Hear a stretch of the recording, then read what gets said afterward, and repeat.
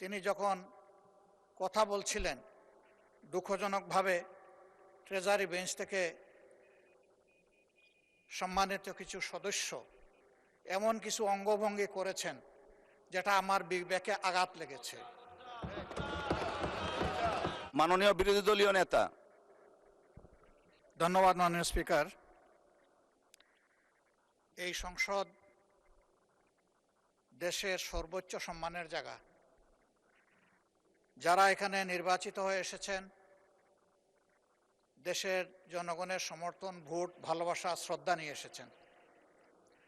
আমরা সকল সদস্যের প্রতি শ্রদ্ধা জানিয়ে বলবো, কোনো সংসদ সদস্য যখন দাঁড়িয়ে কোনো কথা বলবেন, তা নিয়ন্ত্রণ অথবা তাকে এলাও করার একক এখতিয়ার হচ্ছে মাননীয় স্পিকারের।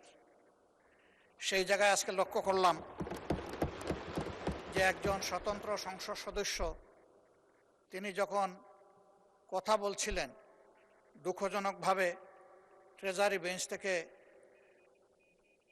সম্মানিত কিছু সদস্য এমন কিছু অঙ্গভঙ্গি করেছেন যেটা আমার বিবেকে আঘাত লেগেছে।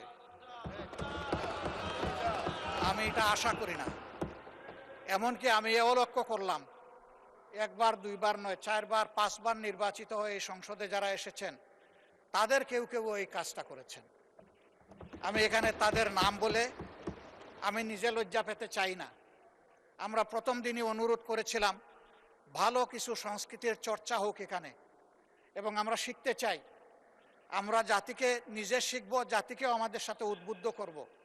মাননীয় স্পিকার, আজকে দুইবারই লক্ষ্য করলাম যে ট্রেজারি বেঞ্চ যেখানে আপনাকে সবচেয়ে বেশি সহযোগিতা করার কথা, সেখানে আপনি বারবার অনুরোধ করা পক্ষেও তিনারা চালিয়েই যাচ্ছেন। আপনি মাইক দেন নাই, তারপরেও সংসদে কি হচ্ছে আমরা কিছুই বুঝতে পারছি না। আর শেষমেশ যখন